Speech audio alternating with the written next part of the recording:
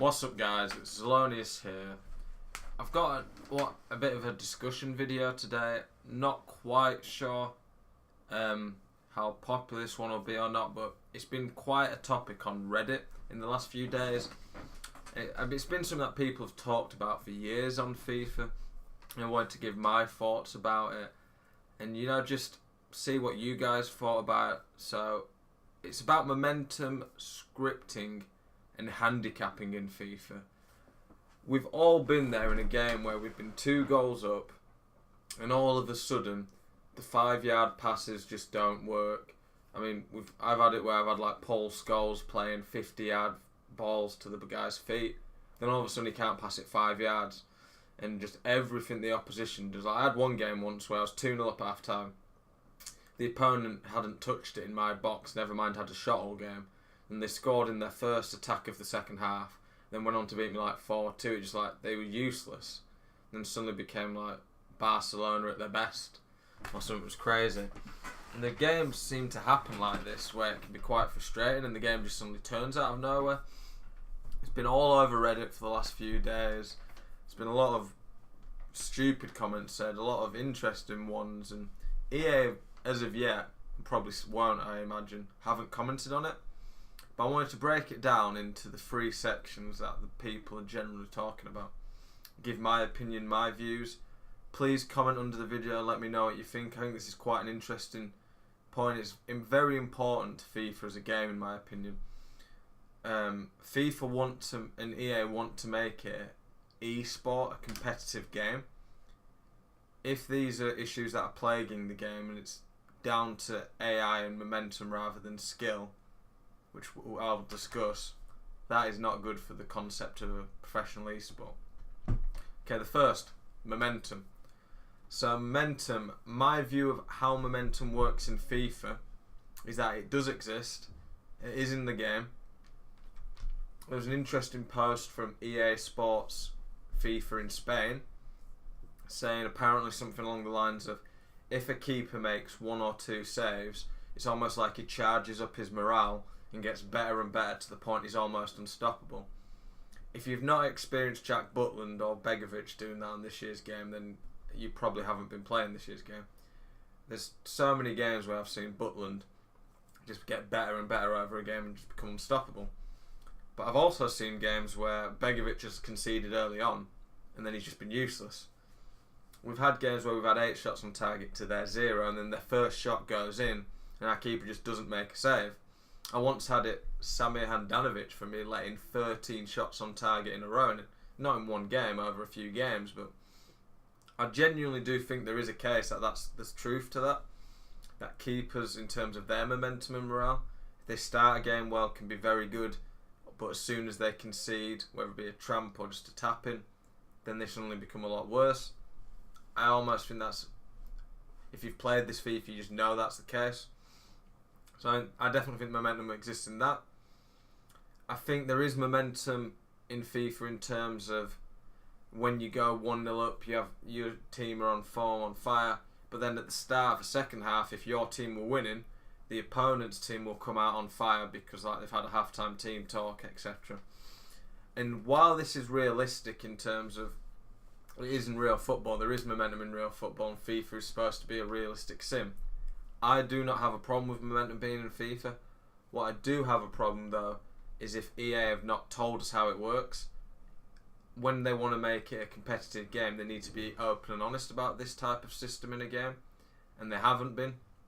So for me, momentum is a good thing almost to have in a game, but they need to tell us how it works so the best players can know, and anybody in general can know how to use it, and we actually know what we're playing with.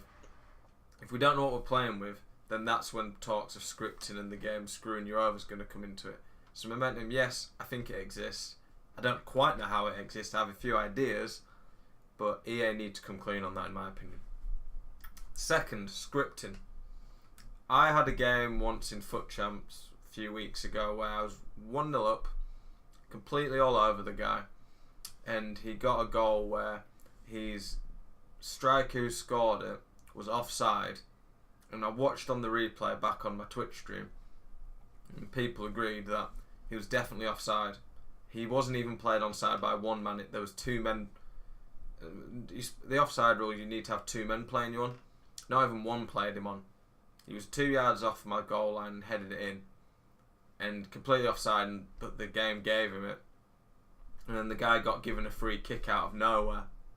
I didn't even tackle a guy, just randomly the ref just blew for a free kick. Couldn't see what had been given for. And the guy scored the free kick from like 35 yards into the top corner. At the time, my claim was that the game had just been scripted and just screwed me over.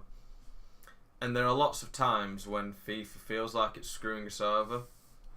But I want to offer an alternate to that argument, even though sometimes I might not think it when it's happening to me. I think that while FIFA gameplay for the whole can be great and brilliant, to code for a game as complex as football, with 22 men running around the pitch and the physics involved and passing and all the different aspects of it, I'm going to give EA some credit and say it's not easy. And there are going to be bugs in the code. Some are unacceptable, some aren't. Some are unacceptable, some I can understand. And there are bugs in the game. And I think generally, when this case of it looks like the game's been scripted, so an offside goal's been given, or a goal that wasn't offside has been given offside, I'm going to give the benefit of the doubt here and say that it's not scripted, and that there's just a bug in the code. And it's not going to get it perfect, and it's got better every FIFA in my opinion. I might not always think it in the time when it's cost me a game and it's screwed me over, but I do not think scripting exists. There might be people suggesting otherwise. Momentum to me is different if that's built into the game on purpose, but I do not think scripting exists to the point that EA choose you lose the next game.